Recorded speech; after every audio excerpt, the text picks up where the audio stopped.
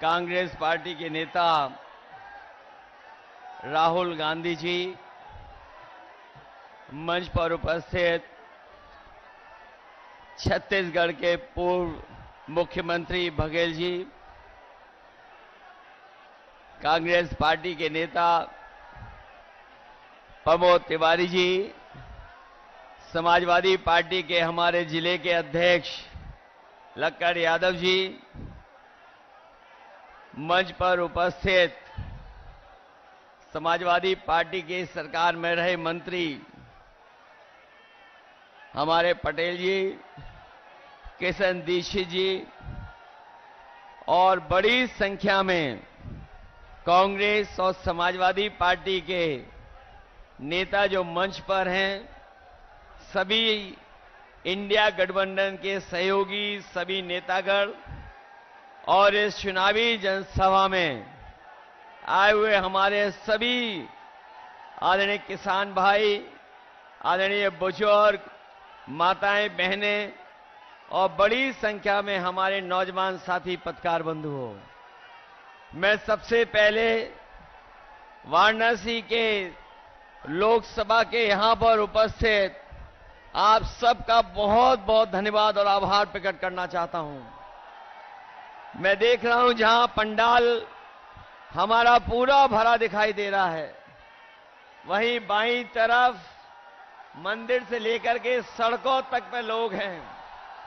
बड़ी संख्या में साथी हैं जो मंच के पीछे हैं, दाईं तरफ हैं। और ये जो उत्साह है और जो जोश दिखाई दे रहा है, ये जोश और उत्साह इस बार परिवर्तन के लिए मतदान करने जा रहा है। और मुझे पूरा भरोसा है कि यहां के लोग इस बार इंडिया गठबंधन के प्रत्याशी कांग्रेस पार्टी के प्रदेश के अध्यक्ष अजय राय जी को अपना एक एक वोट दे करके न केवल जिताने का काम करेंगे बल्कि रिकॉर्ड मतों से उन्हें जिताने का काम करेंगे। मैं जब भी आपके शहर में आता हूं तो मैं सोचता हूं कि मैं काशी में आया हूं कि क्यूटो में आया हूं। अभी तक जब भी हमारे पत्रकार साथी मुझसे सवाल पूछते थे तो मैं एक बात कहता था उनसे कि पूरे उत्तर प्रदेश में एक सीट के अलावा सभी सीटें गठबंधन जीतने जा रहा है। लेकिन अब जब चुनाव 7वें चरण में पहुंच गया है और जो पहले चरण से मैं जनता के अंदर गुस्सा देख रहा हूं, ये गुस्सा जो है 7वें चरण में भारतीय जनता पार्टी के खिलाफ 7वें आसमान पर होगा। जो बात मैं कहता था कि एक सीट पर लड़ाई में हैं हम लोग, बाकी सब सीटें जीत रहे हैं, लेकिन आज मैं कह सकता हूं कि इस बार का चुनाव ऐसा चुनाव उत्तर प्रदेश का देखने को मिल रहा है कि बीजेपी के लोग जहां क्यूटो को अपनी सीट मान रहे थे, ये भी सीट वो हारने जा रहे हैं। और इसलिए हारने जा रहे हैं क्या एक और एक जुड़ गए हैं, अब 11 हो गए हैं। और दूसरी तरफ एक और एक टकरा रहे हैं। हम लोग डबल ताकत हो गए हैं, वो लोग डबल जीरो हो गए हैं।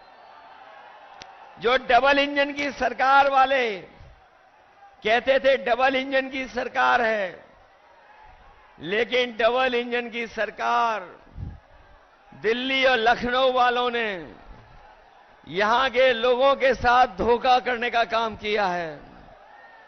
यहां डबल इंजन का इस बार धुआं निकलता हुआ नजर आ रहा है।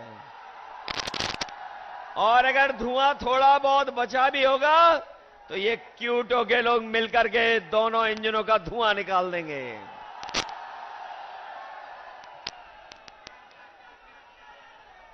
वैसे तो हम लोग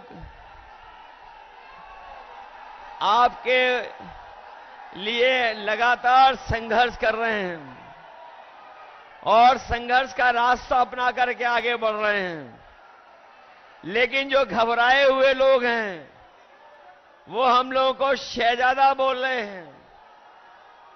जो शहजादा बोल रहे हैं वो सुन लें कि ये इस बार दोनों शहजादे न केवल शह देने जा रहे हैं बल्कि इस बार मात भी देने का काम करेंगे। जिन्होंने मां गंगा की कसम खा करके, जिन लोगों ने मां गंगा की कसम खा करके ये कहा था कि मां गंगा साफ हो जाएगी, हमारे क्यूटो के लोग जानते होंगे मां गंगा तो साफ नहीं हुई, लेकिन जितना भी बजट उसके लिए आया वो सब साफ हो गया है। मां गंगा वैसे ही बह रही हैं और जिस गांव को गोद लिया था,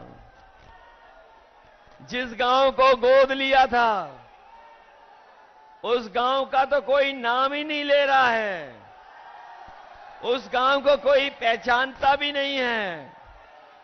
बताओ बीजेपी की सरकार ने धोखा दिया कि नहीं दिया? और जो लोग निवेश के नाम पर बड़े बड़े आयोजन कर रहे थे, बड़े बड़े पंडाल लगवा रहे थे, सजावट कर रहे थे और कहा कि लाखों करोड़ का निवेश आएगा, लेकिन निवेश जमीन पर नहीं पहुंचा। न निवेश आया और न कारखाने लगे, न उद्योग लगे। और जो बड़े बड़े डिफेंस कॉरिडोर की बात की थी कि मिसाइल बनेंगी, टैंक बनेंगे और न जाने कौन कौन सी मिसाइलें बन जाएंगी, लेकिन आज जब 10 साल बाद पीछे मुड़ करके देखते हैं तो इन्होंने वो दिवाली का रॉकेट भी नहीं बना पाए। जो लोग डिफेंस कॉरिडोर, डिफेंस के नाम पर इन्वेस्टमेंट लाना चाहते थे, वो दिवाली का रॉकेट तो दूर, बनारस वाले जानते होंगे वो सुतली का बम भी नहीं बना पाए। बताओ G20 को आप समझते हो G20 क्या है? ये जो G20 के आयोजन हुए थे, बनारस में हुआ, देश में हुआ, आप जानते हो G20 का मतलब? G20 का मतलब है 2 गुजरात के, बाकी बीजेपी के 0। बताओ यही तो है उनका G20। जो लोग कहते थे 400 पार, जो नारा लगा रहे थे 400 पार, अब उन्हें डर सता रहा है 400 हार का। और 400 का गणित समझ में आया? उन्होंने कहा 400 पार, और 400 पार का मतलब हुआ 543 में 400 पार कितनी सीटें हुई? 143 सीटें हैं। तो ये 400 पार केवल 143 सीटी की बात कर रहे थे, और इस बार देश की 140 करोड़ की जनता इनको 140 सीट के लिए भी तरसा देंगे। और अब तो भाषा भी बदल गई। हमारे लखनऊ वाले तो योगा करते डगमगाते थे। हमारे लखनऊ वाले वो जब योगा करते थे तो वो डगमगा जाते थे। अब तो सुनने में आया है कि काशी के डर से, क्यूटो के हार के डर से उनकी जवान भी डगमगाने लगी है और कैसी कैसी बातें कहने लगे हैं। ये देश की जनता उनकी नकारात्मक राजनीति को सुनना नहीं चाहती है, उनकी पुरानी कहानियों को सुनना नहीं चाहती है, उनके घिसे पिटे डायलॉगों को सुनना नहीं चाहते। जिन्होंने बहुत कुछ सुनाया और कहा कि अच्छे दिन आएंगे। बनारस वाले जानते होंगे कि उनके अच्छे दिन तो नहीं आए, लेकिन हम इंडिया गठबंधन के लोग आपको भरोसा दिला सकते हैं, जो अच्छे दिन की बात कर रहे थे, अच्छे दिन नहीं लाए। कम से कम हम गठबंधन के लोग आप क्यूटो से जिता देना, हम खुशियों का दिन लेकर के आएंगे।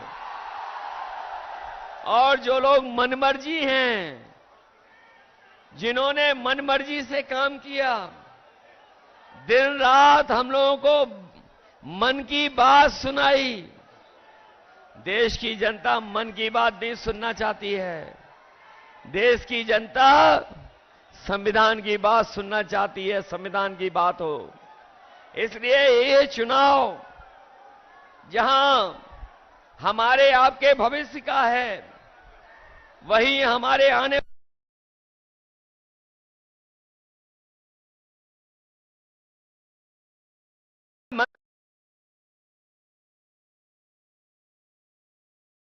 संविधान को बदलना चाहते हैं। और ये इंडिया गठबंधन के वो लोग हैं जो संविधान को बचाना चाहते हैं।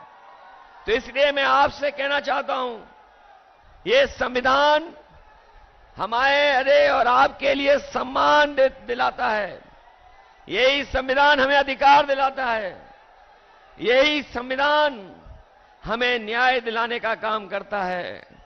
यही संविधान बाबा साहब भीमराव अम्बेडकर जी का हमारे आपके लिए संजीवनी है। इसलिए चुनाव में आप लोग मदद करिए। मैं तो यहां सुन करके आया हूं कि यहां पर किसानों के साथ बहुत भेदभाव हुआ है। यहां के किसानों को अपनी जमीन को बचाने के लिए अपमानित होना पड़ा, लाठी खाने पड़ा, झूठे मुकदमों का सामना करना पड़ा, कई साथियों को जेल जाना पड़ा। हम अपने किसान भाइयों कह के जा रहे हैं, समाजवादी पार्टी और इंडिया गठबंधन की सरकार बनने जा रही है। 4 जून के बाद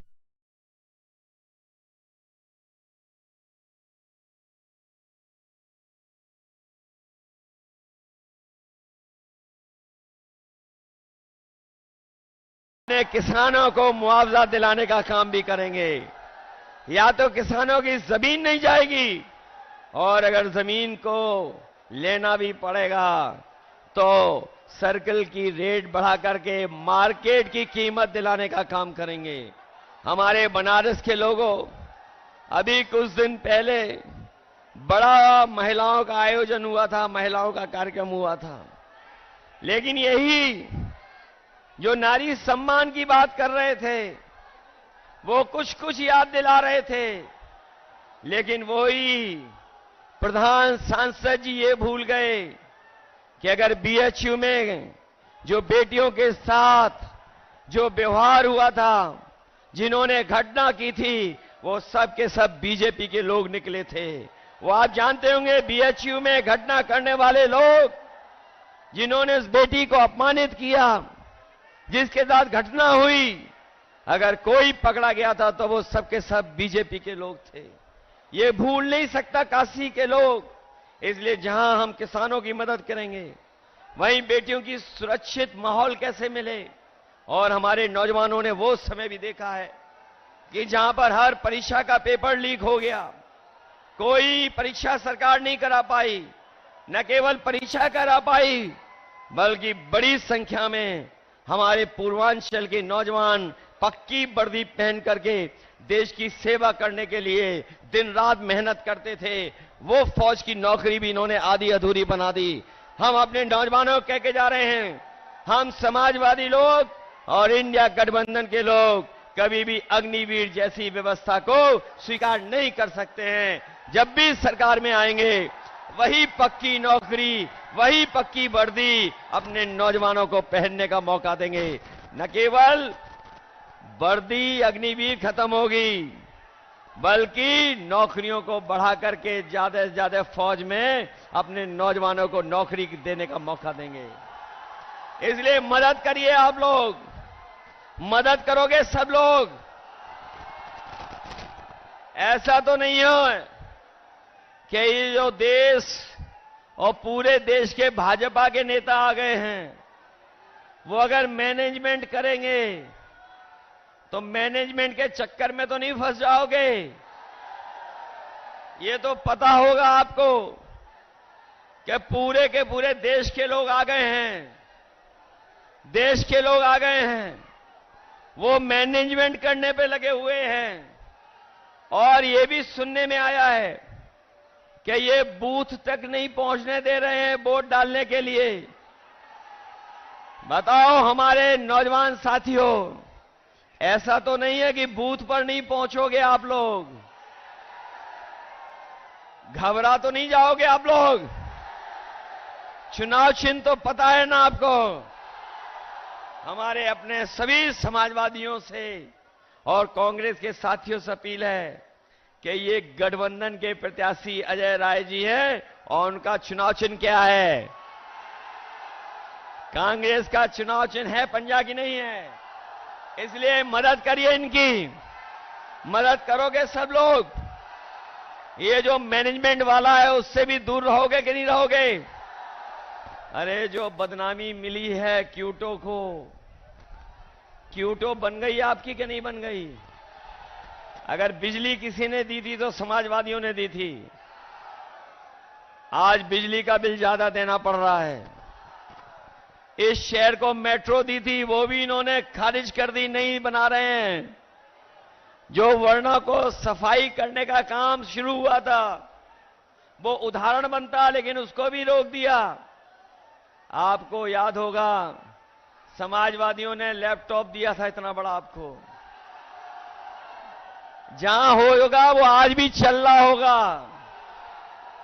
उसी की नकल करके इन्होंने भी कुछ दिया है।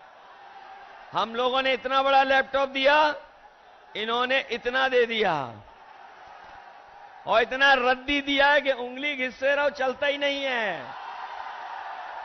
बताओ रद्दी है कि नहीं है? इन्होंने एम्बुलेंस खराब कर दी कि नहीं कर दी? 100 नंबर पुलिस बेईमान बना दी कि नहीं बना दी? मूल आप लेकर आए थे, उसका क्रेडिट ये ले रहे हैं। वो याद है आपको कि नहीं याद है? 100 नंबर जब से 112 हुई है, हमारे खाकी वर्दी पहनने वालों को भी लगता है कि अगर 100 नंबर से 112 सरकार ने कर दिया तो हमें भी अपना रेट बढ़ा लेना चाहिए। बताओ रेट बढ़ा दिया कि नहीं बढ़ा दिया? मुझे याद है यहां पर लाखों लाख बच्चों को समय पर गरम खाना मिल जाए, उसके लिए हम लोगों ने मॉडर्न किचन उत्तर प्रदेश में लगवाना शुरू किया था। इस सरकार ने बनारस में तो लगवा दी, वो वही थी जो समाजवादियों ने दी थी। दूसरी नहीं लगा पाए ये किचन, जिसमें बच्चों को हॉट कुक्ड मील मिल रहा है। वो अगर किसी की देन थी तो वो समाजवादियों की देन थी। केवल यही नहीं, बल्कि आपने देखा होगा देश के प्रधान सांसद जी ने एक गुजरात के अमूल का उद्घाटन किया था। वो अमूल का प्लांट बीजेपी की देन नहीं थी। वो अगर कोई यूपी में उस समय लेकर के आया था तो कानपुर में, लखनऊ में और वाराणसी में उस समय लगाने का अमूल का 5 लाख लीटर प्रतिदिन के दूध के प्रोक्योरमेंट का प्लांट अगर किसी ने लगाने का काम शुरू किया था तो वो समाजवादी लोग थे, भारतीय जनता पार्टी वाले नहीं थे। इसलिए काशी के विकास के लिए और जिन्होंने क्योटो का नाम लेकर के धोखा दिया आपको, हमारे जितने नौजवान हैं ये सब मोबाइल चलाना जानते हैं। मोबाइल चलाना जानते हो कि नहीं जानते हो? कभी क्यूटो की तस्वीर देखी है कि क्यूटो क्या है? मुझे याद है कभी मैं क्यूटो गया था तो टोक्यो से बुलेट ट्रेन में गया था। बताओ बुलेट ट्रेन आ गई क्या नहीं आ गई? आपकी क्यूटो बन गई कि नहीं बन गई? इसलिए आपको जिन्होंने धोखा दिया हो, काशी को जिसने क्यूटो बनाने का सपना दिखाया हो और मां गंगा की कसम खा करके मां गंगा को साफ करने का संकल्प लिया हो, बताओ सब धोखा मिला कि नहीं मिला? ऐसी झूठ बात बोलने वालों के लिए, ऐसे झूठे वादे करने वालों के खिलाफ आप लोग मतदान कर देना और अजय राय जी को ऐतिहासिक वोट देकर के उन्हें जिताने का काम करना, यही निवेदन मैं आप सबसे करने आया हूं। मुझे पूरा भरोसा है कि इस बार आप लोग क्यूटो का इतिहास बनाओगे, लोग भी और क्यूटो वाले भी जान जाएं कि जो क्यूटो का सपना दिखाया जा रहा था उन्होंने किसको जिता करके भेजा है। बहुत बहुत धन्यवाद आपका। धन्यवाद आदरणीय अखिलेश जी। जैसा आपने कहा है, बनारस के लोग इसको निभाने के लिए तत्पर है और लगातार 2 दिन के गैप के अंदर जिस प्रकार से लोग यहां उपस्थित हुए हैं, अब लोगों का उत्साह है, इसे देख करके लग रहा है कि निश्चित रूप से 4 तारीख को बदलाव होगा। अब मैं सीधे, अगर मैं कहने में मुझे गुरेज नहीं है, वर्तमान राजनीति के तपस्वी आदरणीय राहुल गांधी जी से निवेदन करूंगा कि अपना उद्बोधन हम लोग को प्रदान करने। आदरणीय राहुल गांधी जी।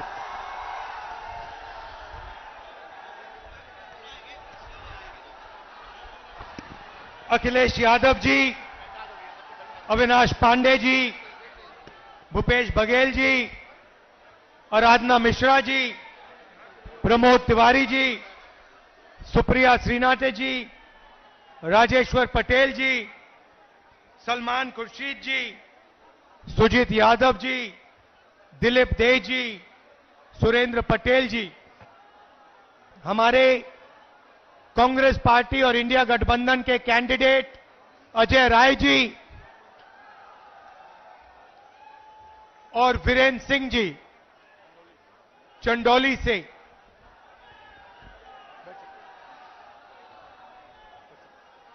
स्टेज पे इंडिया गठबंधन के वरिष्ठ नेता हमारे बब्बर शेर, प्यारे कार्यकर्ता इंडिया गठबंधन वाले,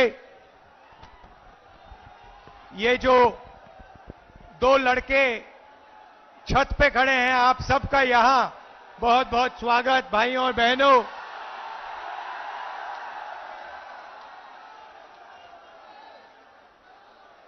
प्रेस के हमारे मित्रों, सबका स्वागत। ये भैया प्रेस के मित्रों कहता हूं, मगर ये हमारे मित्र नहीं हैं, ये अदानी के मित्र हैं। 24 घंटा कभी अंबानी जी की शादी दिखाएंगे, कभी नरेंद्र मोदी जी का चेहरा। आपने मोदी जी के इंटरव्यू देखे आजकल? देखे? वो 4-5 चमचों वाले देखे? अखिलेश जी से सवाल पूछते हैं, उल्टे सीधे सवाल पूछते हैं, मुश्किल सवाल पूछते हैं। प्रेस कॉन्फ्रेंस में मेरे से कोई भी सवाल पूछ लेते हैं, मगर नरेंद्र मोदी जी के इंटरव्यू में 4 चमचे बैठते हैं और नरेंद्र मोदी जी से पूछते हैं, प्रधानमंत्री जी आप आम कैसे खाते हो? आप आम को छुरे से काट के खाते हो, छील के खाते हो या फिर चूस के खाते हो? नरेंद्र मोदी जी कहते हैं, थोड़ी देर सोचकर ऐसे ऊपर की ओर देख के कहते हैं, मैं कुछ नहीं करता हूं, मैं बाकी हिंदुस्तानियों जैसे बायोलॉजिकल नहीं हूं, मैं हिंदुस्तानियों जैसे बायोलॉजिकल नहीं हूं, मुझे ऊपर से परमात्मा ने भेजा है। हम सब बायोलॉजिकल, नरेंद्र मोदी परमात्मा जी ने भेजा है मिशन पर। अच्छा, मिशन कौन सा? नरेंद्र मोदी जी के अजीब से परमात्मा हैं। वो अदानी जी का काम करवाते हैं, अंबानी का काम कराते हैं, अरबपतियों का काम कराते हैं। बनारसी साड़ी जो बनाते हैं, बनारसी पान जो बनाते हैं, उन पर जीएसटी लगा देते हैं। यहां गरीब किसानों की जमीन छीन लेते हैं। नरेंद्र मोदी जी, ये आपके जो परमात्मा है, ये कैसे परमात्मा है? अगर सचमुच में परमात्मा होते तो गरीबों की मदद करवाते, कमजोर लोगों की मदद कराते, अदानी अंबानी की सरकार नहीं चलाते। भाई और बहनों, 16 लाख करोड़ रुपया, 16 लाख करोड़ रुपया अरबपतियों का नरेंद्र मोदी जी ने माफ किया है। मैं आपसे सवाल पूछना चाहता हूं। कुछ दिन पहले पूना में अमीर घर के बच्चे ने, 16 साल 17 साल के बच्चे ने करोड़ों रुपए की गाड़ी चलाकर, पोर्श गाड़ी चलाकर 2 लोगों की हत्या की। कोर्ट ने उस बच्चे को कहा कि 300 शब्द का तुम ऐसे लिखो। मैं आपसे पूछना चाहता हूं, अगर बनारस का कोई स्कूटर वाला, ऊबर वाला, टेम्पो वाला किसी को गलती से मार देता है तो कोर्ट उससे 300 शब्द का ऐसे क्यों नहीं लिखवाता है? अमीर घर का बेटा लोगों को मारता है, उससे कहते हैं 300 शब्द का ऐसे लिखो, और गरीब घर का बेटा किसी को मारता है, गलती से मारता है, ऑटो रिक्शा चलाते हुए मारता है, ट्रक चलाते हुए मारता है, बस चलाते हुए मारता है, तो उससे कहते हैं ये लो 10 साल की जेल काटो, और चाबी उठा के फेंक देते, हथकड़ी लगा देते हैं। यह है नरेंद्र मोदी का हिंदुस्तान, अरबपतियों का। इसमें गरीबों से बिना पूछे जमीन ली जाती है, सही रेट नहीं दिया जाता, अरबपतियों का कर्जा माफ होता है, गरीबों पर जीएसटी लगता है, और जो भी सपना अमीर लोग देखना चाहते हैं देख सकते हैं, और गरीब लोग गरीबी में फंसे रहते हैं। उन्हीं चमचों ने नरेंद्र मोदी जी से सवाल किया, कहते हैं नरेंद्र मोदी जी, कहा जा रहा है कि हिंदुस्तान में अमीर लोग अमीर होते जा रहे हैं और गरीब लोग गरीब होते जा रहे हैं। इसके बारे में आप क्या सोचते हो? नरेंद्र मोदी जी ने 20-25 सेकंड सोचा, ऐसे सोचा,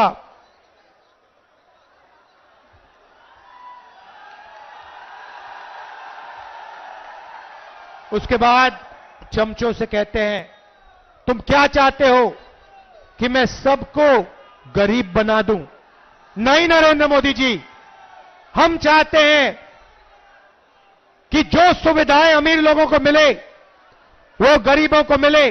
जो बैंक लोन उनका माफ होता है वही बैंक लोन छोटे व्यापारियों का माफ हो, वही बैंक लोन किसानों का माफ हो, वही बैंक लोन स्टूडेंट का माफ हो। जो उनके लिए आप करते हैं वो गरीबों के लिए आप कीजिए, ये हम चाहते हैं। भाई और बहनों, इंडिया गठबंधन ने मन बना लिया है, इंडिया गठबंधन ने मन बना लिया है। इन्होंने 16 लाख करोड़ रुपए अरबपतियों को दिए। अब हम लाखों करोड़ रुपए हिंदुस्तान के गरीब लोगों के बैंक अकाउंट में डालने जा रहे हैं।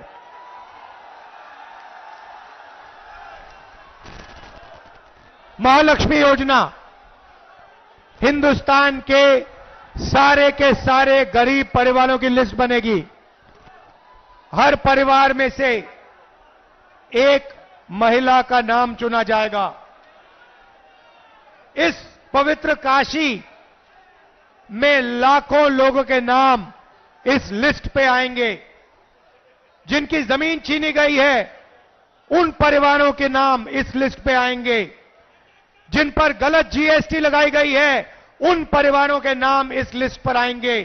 बेरोजगार युवाओं के परिवारों के लिस्ट के नाम परिवारों के लिस्ट पे आएंगे और फिर 5 जुलाई को आप अपना बैंक अकाउंट सुबह देखोगे। काशी में लाखों परिवार अपना बैंक अकाउंट चेक करेंगे और हिंदुस्तान इंडिया की सरकार ने आपके बैंक अकाउंट में खटाक से 8,500 रुपए डालने। जुलाई में 8,500, अगस्त 8,500, सितंबर 8,500, अक्टूबर, नवंबर, दिसंबर, जनवरी 8,500, खटाखट अंदर लाखों करोड़ रुपए हम आपको देने जा रहे हैं। यहां जो किसान हैं, आपकी इन्होंने जमीन छीनी। हम जमीन अधिग्रहण बिल लाए थे, नरेंद्र मोदी ने रद्द किया। हमें धमकाया कि इस बिल के लिए नहीं लड़ो। हम लड़े, मगर तब भी इन्होंने स्टेट लेवल पे इस बिल को रद्द किया। हम आपकी जमीन की रक्षा करेंगे, आपको सही रेट दिलवाएंगे। और काशी के किसानों, आप अच्छी तरह सुन लो, हम आपका कर्जा माफ करने जा रहे हैं। और पहली बार काशी के किसानों को कानूनी मिनिमम सपोर्ट प्राइस मिलने जा रही है। सही दाम मिलेगा आपको, अनाज के लिए, धान के लिए, शुगर केन के लिए, आलू के लिए, जो भी आप उगाते हो उसके लिए आपको मिनिमम सपोर्ट प्राइस कानूनी मिलेगी। भाई और बहनों, पहली बार बनारसी साड़ी वालों पर, बनारसी पान बनाने वालों पर जीएसटी लागू की है। हम इनकी जीएसटी को बदलने जा रहे हैं, सरल जीएसटी बनाएंगे, एक जीएसटी होगी। और जो मेहनत करते हैं, जो दलाली नहीं करते हैं, उनके फायदे की जीएसटी होगी। छोटे व्यापारियों की, बनारसी पान बनाने वालों की, बनारसी साड़ी बनाने वालों की जीएसटी हम बना के आपको दे देंगे। मजदूरों को आज मनरेगा में 250 रुपए, जून 4 के बाद 400 रुपए। आंगनवाड़ी आशा महिलाओं को जितनी आमदनी मिलती है उसको हम डबल कर देंगे, उसका दुगना आशा और आंगनवाड़ी की महिलाओं को मिलेगा। भैया, ऊपर से गिर मत जाना, ध्यान से। अब मैं बात करना चाहता हूं देश के युवाओं की। नरेंद्र मोदी जी ने सेना का और हिंदुस्तान के देशभक्त युवाओं का अपमान किया। पहली बार उन्होंने जवानों को मजदूर बनाया। भाई और बहनों, अग्निवीर योजना को इंडिया की सरकार रद्द करने जा रही है। इस योजना को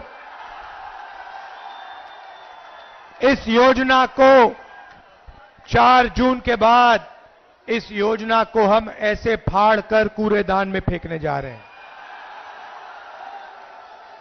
एक तरीके का जवान होगा, सबको शहीद का दर्जा मिलेगा, सबको कैंटीन मिलेगी, सबको पेंशन मिलेगी। हम ये अग्निवीर योजना नहीं चाहते हैं।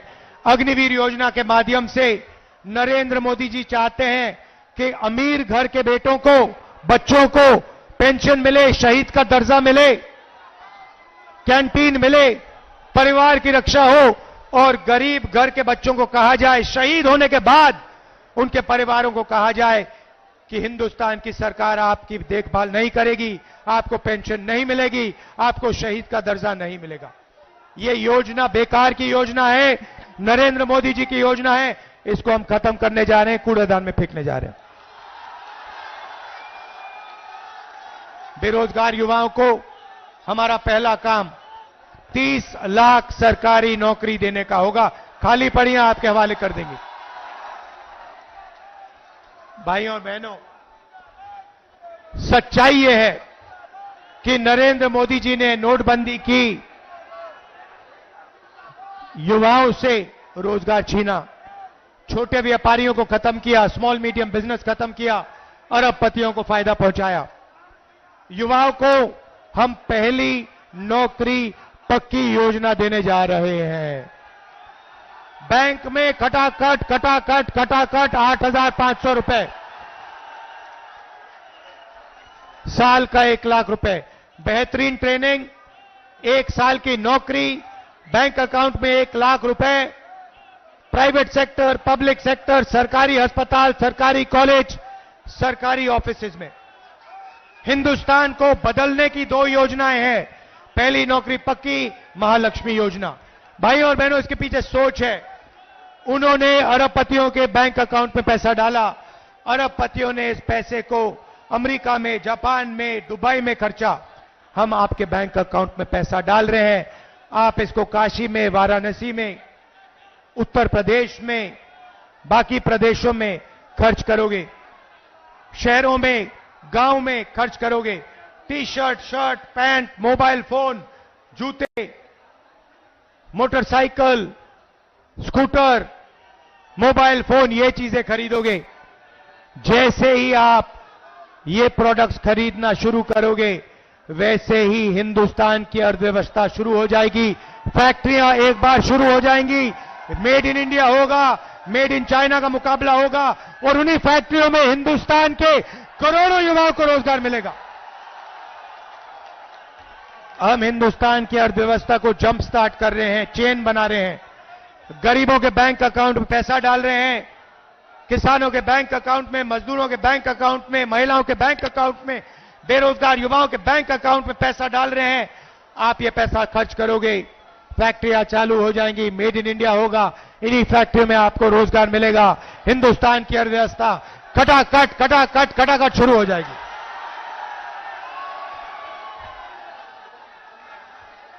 भाई और बहनों, अब अच्छी तरह सुनो, मैं आपको एक बात बताना चाहता हूं। नरेंद्र मोदी जी ने और बीजेपी के लोगों ने जिंदगी की सबसे बड़ी गलती की है। दलित भाइयों, पिछड़े भाइयों, आदिवासी भाइयों और बहनों, नरेंद्र मोदी जी ने और उनके नेताओं ने खुलकर अंबेडकर जी के कॉन्स्टिट्यूशन पर, अंबेडकर जी के संविधान पर आक्रमण किया है। उनके नेताओं ने साफ कह दिया है कि अगर वो चुनाव जीतेंगे तो अंबेडकर जी के कॉन्स्टिट्यूशन को, अंबेडकर जी के संविधान को वो फाड़ के फेंक देंगे। एक नेता ने नहीं कहा, अनेक नेताओं ने कहा है। वो इस किताब को, आपके भविष्य को, आपके दिल के भावनाओं को रद्द करना चाहते हैं, फाड़ के फेंकना चाहते हैं। ये इनकी जिंदगी की सबसे बड़ी गलती है। मैं इनसे कहना चाहता हूं, ये संविधान अंबेडकर जी ने दिया, गांधी जी ने दिया, नेहरू जी ने दिया, और हिंदुस्तान की जनता ने, पिछड़ों ने, दलितों ने, आदिवासियों ने, किसानों ने, मजदूरों ने दिया। इस पर आपने आक्रमण किया, ये आपकी जिंदगी की सबसे बड़ी गलती है। मैं काशी की जनता को कहना चाहता हूं, इस संविधान को कोई शक्ति नहीं छू सकती। नरेंद्र मोदी छोड़ो, कोई पैदा नहीं हुआ है दुनिया में जो इसको छू सकता है, इसको फाड़ सकता है। भाई और बहनों, मैं आपको एक बात कहना चाहता हूं, एक बात समझिए और आप ये लिख के ले लीजिए। कहा जा रहा है, मीडिया में कहा जा रहा है कि अजय राय जी, नरेंद्र मोदी हिंदुस्तान के प्रधानमंत्री से लड़ रहे हैं। अजय राय जी आइए आगे। काशी की जनता, मैं आपको एक बात बताना चाहता हूं, ये लड़ाई गरीबों और अरबपतियों के बीच में लड़ाई है। और अब मैं जो कह रहा हूं, ये अच्छी तरह सुन लीजिए। ये चुनाव अजय राय जी और प्रधानमंत्री को चुनने का चुनाव नहीं है, क्योंकि नरेंद्र मोदी जी प्रधानमंत्री नहीं बन रहे हैं। इस चुनाव में मुकाबला है नरेंद्र मोदी जी और अजय राय जी के बीच में मुकाबला है, मगर मैं आपको गारंटी कह के कह रहा हूं कि इस देश के प्रधानमंत्री 4 जून को नरेंद्र मोदी जी नहीं होंगे। इसीलिए ये चुनाव प्रधानमंत्री कैंडिडेट और अजय राय के बीच में नहीं है, ये चुनाव सिर्फ नरेंद्र मोदी जी और अजय राय जी के बीच में है। और मैं गारंटी कह के कह रहा हूं कि जबरदस्त लड़ाई है और इस लड़ाई को अजय राय जी जीत भी सकते हैं, भारी बहुमत से जीत सकते हैं, क्योंकि ये लड़ाई बनारस के ऑटो रिक्शा वाले, बनारसी साड़ी बनाने वाले, बनारस के किसानों, मजदूरों, गरीब लोगों के बीच में है। ये लड़ाई दलित, आदिवासी, पिछड़ा वर्ग, गरीब जनरल कास्ट और अरबपतियों के बीच में है। इन अरबपतियों ने आपसे सब कुछ छीना, सब कुछ पिछले 10 साल नरेंद्र मोदी जी ने इनको दिया।